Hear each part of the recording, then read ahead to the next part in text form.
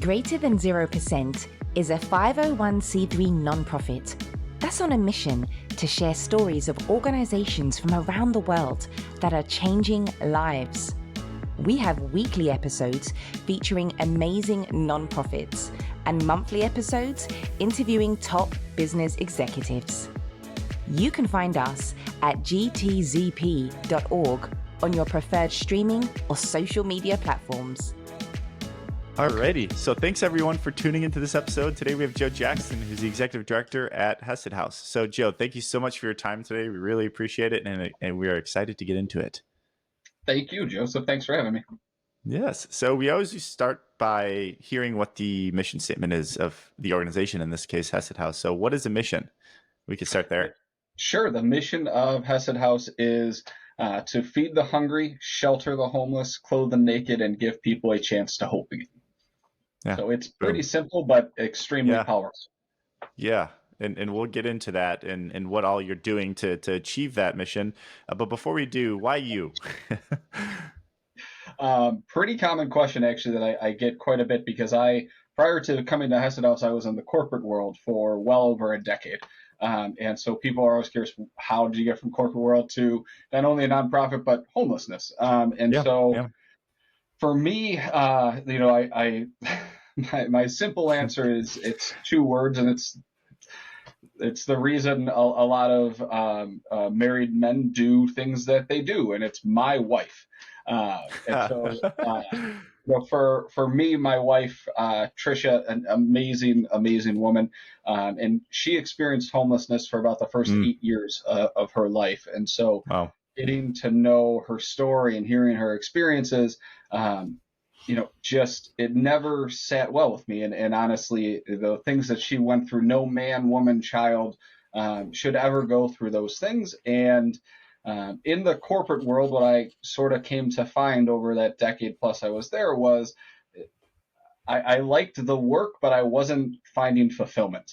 And so it happened to be right around that time. I was getting my MBA at Aurora University, and the professor for two of my classes, one was nonprofit management, the other was servant leadership.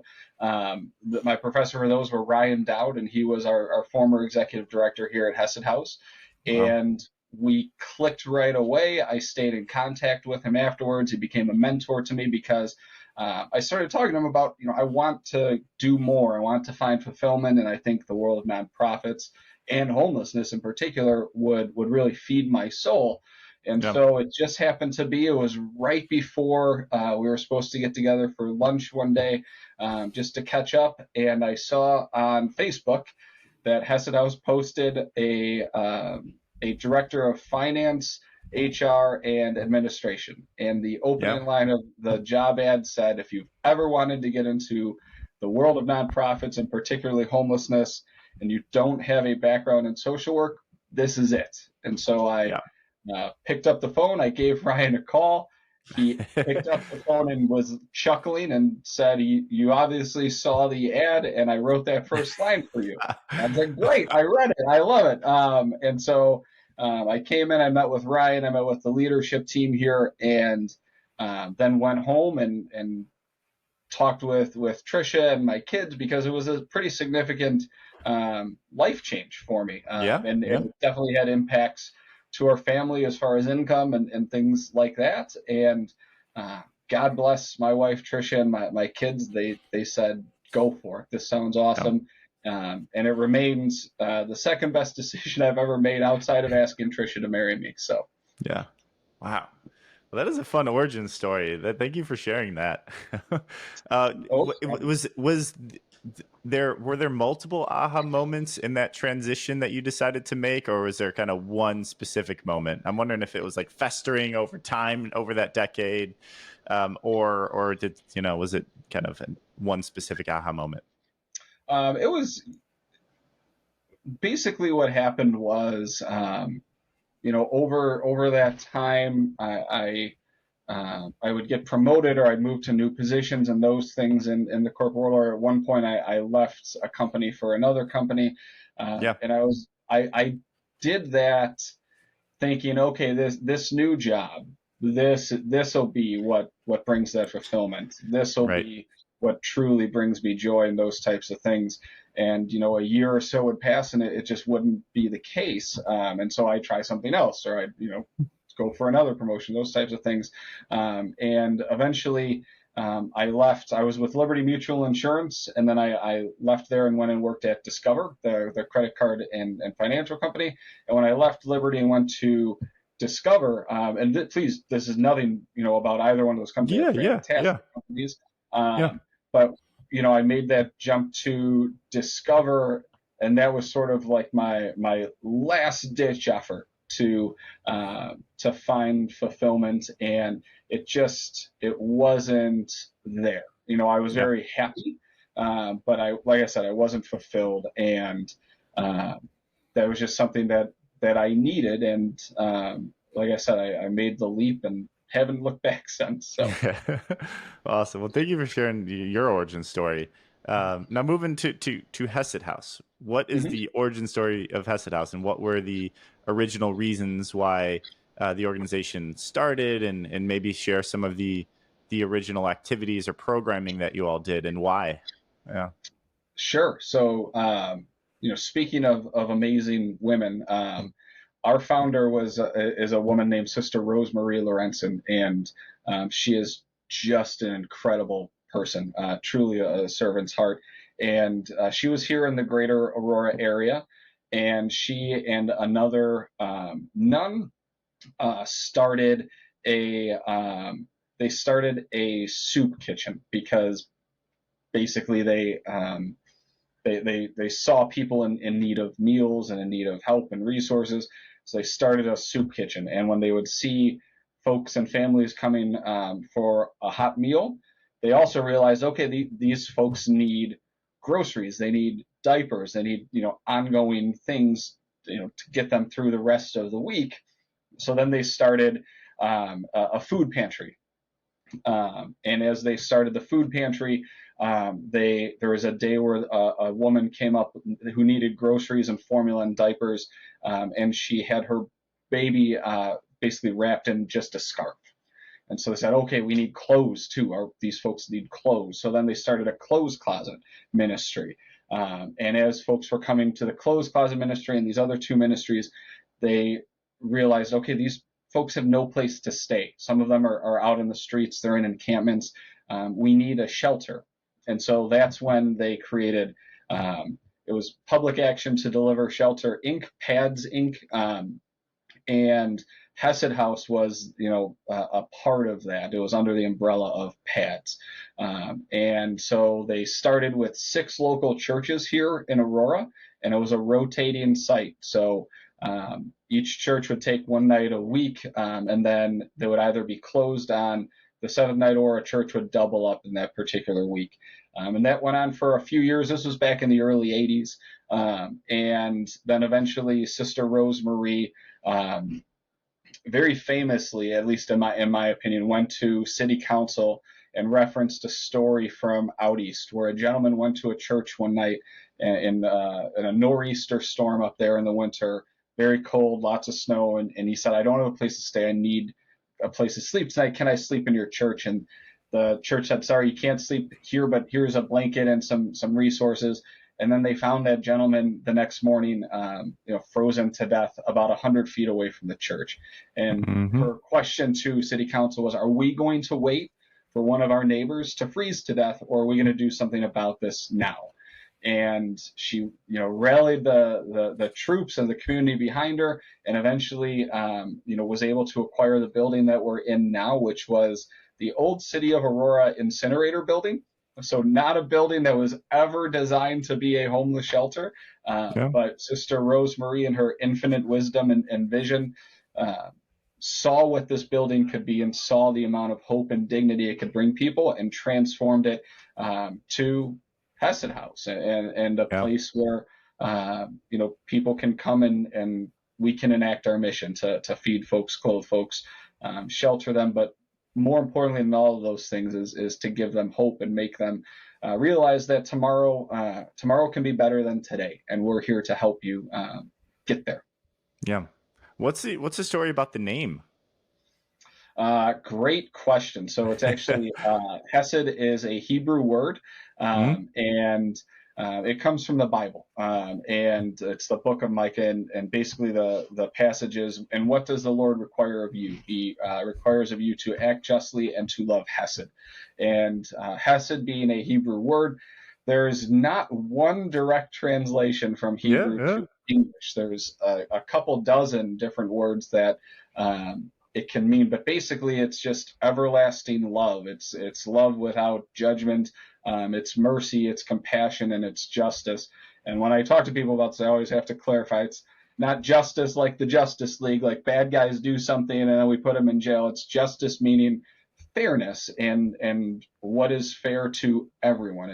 And in this case, it's not fair that some folks are sleeping under a bridge tonight. It's not fair that there are kids in this world that will eat dinner out of a dumpster tonight. Like that's not fair. So that's where Hesed comes from. And so, yeah, we were founded as a faith-based organization,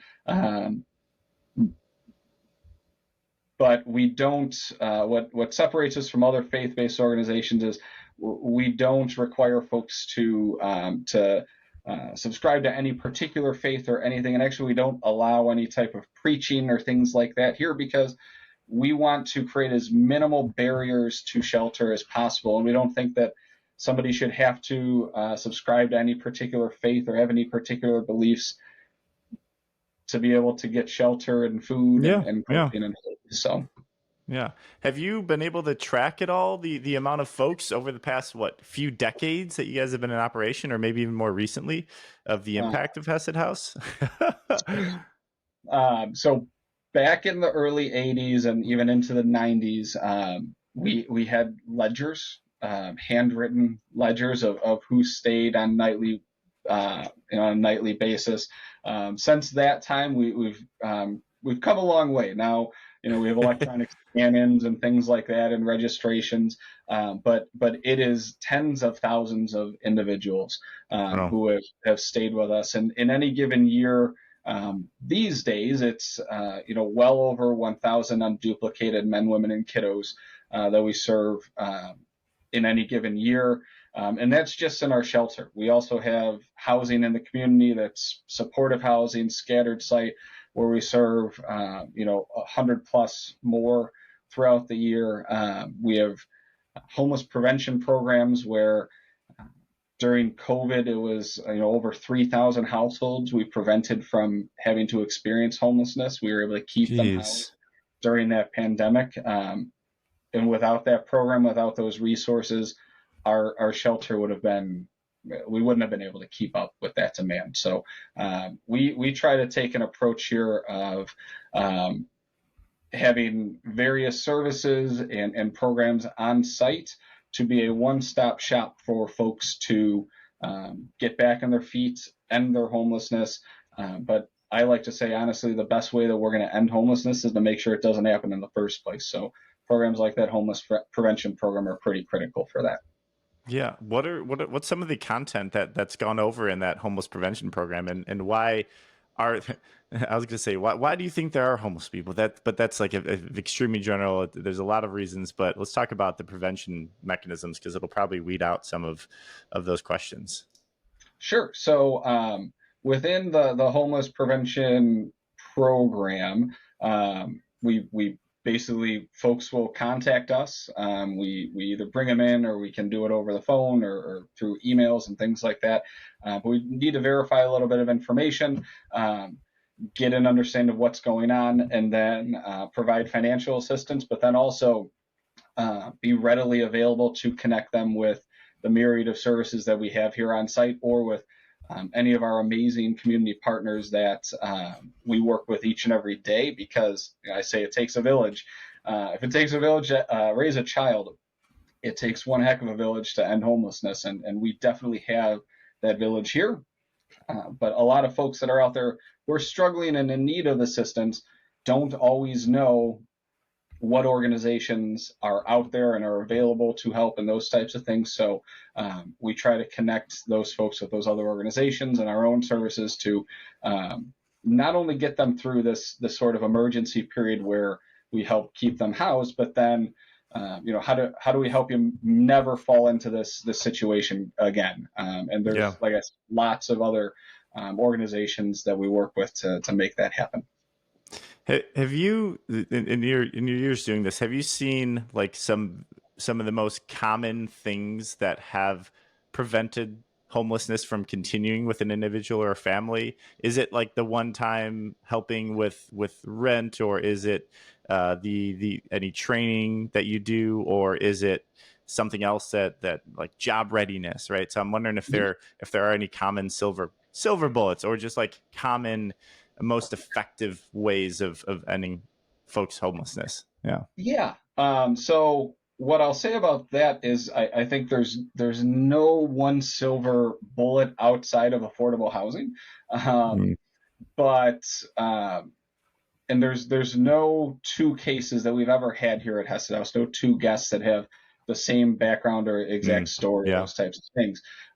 So we take an individualized approach. It's why our tagline here is ending homelessness one person, one family at a time. We take an individualized approach. And so I think one way to sort of break this down is to break down, overarching groups that we have here at Hesed House. So well over 50% of the folks who stay here at Hesed House are gone within 2 weeks. Literally just had, maybe lost a job, went through savings trying to keep their housing or those types of things, just need a place to land quickly while they're waiting on a new job to start or finding a new job, and then they're able to get back out really on their own with minimal assistance and help. Then there's about 40% of our guests who are with us for up to a year. And those guests typically will have what we call one major barrier of homelessness, and that can be, physical health, disability of some kind, mental or behavioral health issues or needs, substance use disorder issues or needs there. Some might be fleeing a domestic violence situation, those types of things. So there's a little bit more to unpack there. And again, coming from the corporate world and kind of the consulting that I did, it's root cause problem solving. It's understanding the root cause of that person or that family's homelessness, and how do we eliminate that barrier, get them on their feet again, and help make sure that they don't ever encounter that again.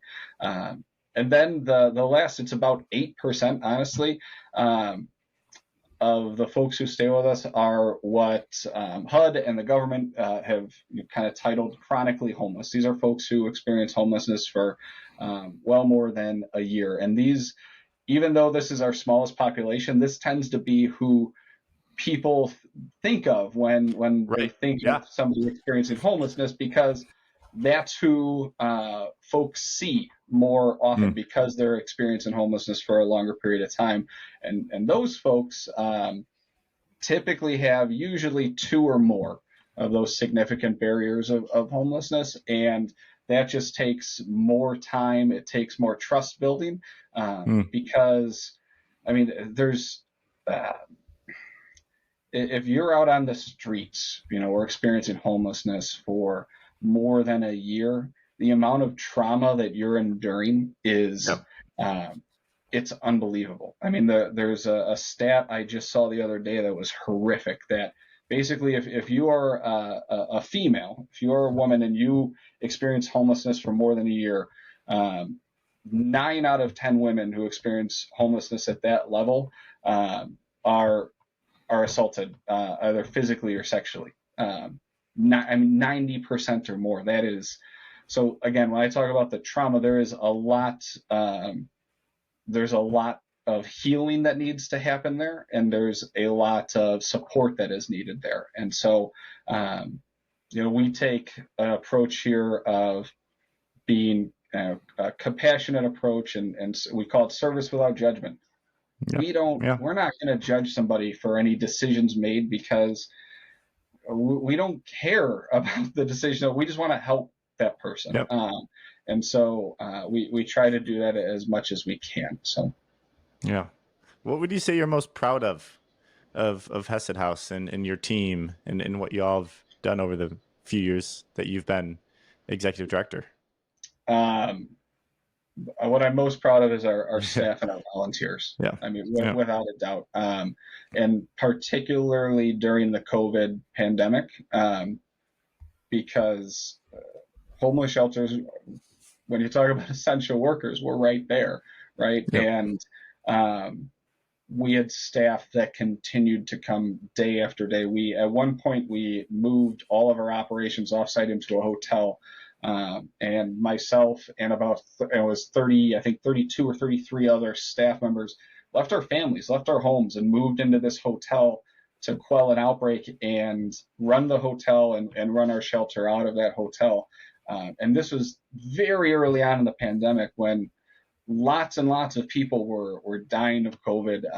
We didn't have the medical knowledge and response to prevent some of those deaths and things, and to stop it from spreading. So that is probably the thing I'm most proud of. And then I mentioned our volunteers too. In any given year, we have over 8,000 individuals who come here to Hesed House and help us run things. We will never have the staff at Hesed House that we truly need to operate, but we have literally an army of volunteers who, during the pandemic, we had to cease having volunteers come. Yeah. But they didn't stop. Our volunteers come and they make a lot of the meals here at Hesed House. So instead of coming here to Hesed House and making meals, they'd make them in their own homes and kitchens, or they'd go to, their church or office if they have a commercial kitchen there, and they'd make the food there, bring it to Hesed House and drop it off. Or they'd send us the food here, or they'd, drop off. We had a woman who, with her group, she was always responsible for the green beans on their service day each month. And so she would show up here every month with, here's $27. This is what the green beans cost when I buy them.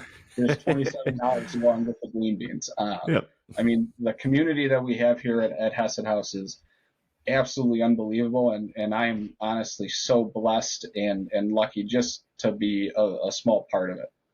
Yeah. Wow. What do you hope in the organization will grow into over the next few years? If I'm being really honest, I hope that we grow ourselves out of business. I hope that is the ultimate dream here at Hesed House, is the day that we get to close the doors here because we're not needed. We are very much trying to work ourselves all out of jobs. And so that's the goal, and it always has been and always will be. To get there, we have a few things on the horizon. We're expanding our shelters. We're in the middle of that project right now. We're adding a building to our campus that'll house an even bigger and more organized clothes closet. Here, we're fighting very hard for more affordable housing. We're trying to undertake some projects out in the community to create some affordable housing, because I know I mentioned that earlier, but right now in our adult shelters, I would say there's at least a couple dozen folks, and then in our family shelter, probably 10 to 15, I'd say about 10 families who could move out tomorrow. They have income, they have money saved up, they're ready to go. There's just no place out there for them to move into. Wow. In our county right now, less than 0.5% of all rental units are actually available to rent. And just simple supply and demand, when there's that low of a supply and there's an extremely high demand, rent prices are going to go up and up and up. And landlords who lost a lot of income during the pandemic, they need to make that money up to maintain their operations, to maintain their buildings. So I understand all of the parties involved in this, but we need more affordable housing if we're ever going to actually end homelessness. So, yeah, how has the process been with? That's a government-related process, I'm assuming. Yeah.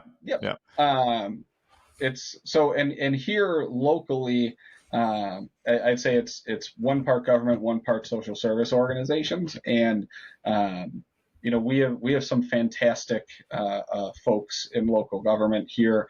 We have congressmen, state reps, state senators who understand the problems that we're facing and are being proactive and open-minded about it. Here locally, we have locally elected officials who are in the same boat. And then we have a very strong social service organization kind of network who are all focused on a lot of these same issues. And we work very well together. We collaborate well together. And that even extends to, local hospitals, fire departments, police departments. We created a program here at Hesed House about a decade ago called the Fuse Initiative, where it's basically all of those entities coming together and problem solving frequent utilizers of public services, so we can game plan and help out the folks who are using the most public services because they obviously have the greatest needs. And we've seen some incredible work and success stories come out of that as well. So we just need to keep that momentum going and keep growing those things. And people tell me I'm crazy all the time when I say we're going to end homelessness. It's going to happen. But I truly believe we will. We have the energy, we have the people to do it. We'll get there. Yeah, amazing. So people that are listening to this and want to get engaged, what type of engagement do you look for, and where can they go to get engaged?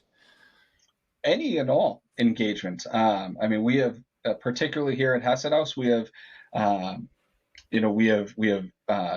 we have youth organizations and opportunities for volunteering and doing things. We have, as I mentioned, always have a need for volunteers as well. People can go to our website to get more information or to create a volunteer profile to get involved. If we love giving tours, so when people are curious about how things work here, what we do, the best way to understand it is not even just to listen to me, it's come see it. Come see what we do, because that does two things. One, it creates a better understanding of Hesed House, what we do, how people can get engaged. But it also it takes away some of the unpleasant and frankly not true stigmas that and assumptions and stereotypes that people have around people who experience homelessness. And so, if anybody wants to see what we do, they can reach out, and we're happy to give them a tour. People can donate, money, gift cards, clothing, all those things. We have a wish list online that gets updated just about every week with different needs here. There's plenty of ways for people to get involved. And if there are people out there who live in Wisconsin who are hearing this, just Google homeless shelter in your hometown and find out more about that homeless shelter and do those same things. All homeless shelters are always looking for volunteers, always in need of resources and help. So, yeah, amazing. Joe, so I think we covered a lot. Is there anything you want to leave us with, or any shout outs or events that you want to call out, or topics that we maybe didn't cover before we wrap up? Sure. So locally, our biggest event every year, we always have a Kentucky Derby fundraiser. That's our biggest fundraising event every year. So, and that happens on Kentucky Derby Day every year. It'll be at White Eagle in Naperville this next year. So if folks want to, be a part of that or come to that, you can go to our website to get more information. Like I said, if people want to help us out, again, website hesedhouse.org. 1S in Hesed is the best way to get more information and see how you can get involved. But really, I think the biggest thing out there is, or the biggest thing people can do, and it's really simple, is have empathy for folks that are out there who are experiencing homelessness. Trust me when I tell you, there's nobody who, when they're a little kid and you say, hey, what do you want to be when you grow up? There's no kid who says, I want to grow up and I want to experience homelessness. There's no one staying in their shelter right now who is excited to be here, right? Nobody chooses to be homeless. It happens through various reasons and various circumstances that could really happen to just about anybody. So to have empathy, and if you see somebody on the street, don't move to the other side of the street. Give them a smile, make eye contact with the person, say hi, how you doing? Reaffirm that humanity in that person that gets robbed from them on a daily basis by the folks who willfully ignore them, or even worse, physically or emotionally terrorize and traumatize them. So well, Joe, thank you so much for sharing your story and the work you're doing at Hesed House. We're really honored to share it, and people that are listening, get engaged however you feel and are able to get engaged. Joe, thanks again, and we'll talk to you soon, I'm sure. Thank you, Joseph. It was a great time. Thanks for listening to Greater Than 0%. To find more episodes or to have your organization featured on the podcast, you can find us at gtzp.org on your preferred streaming or social media platforms. Find your cause with Greater Than 0%.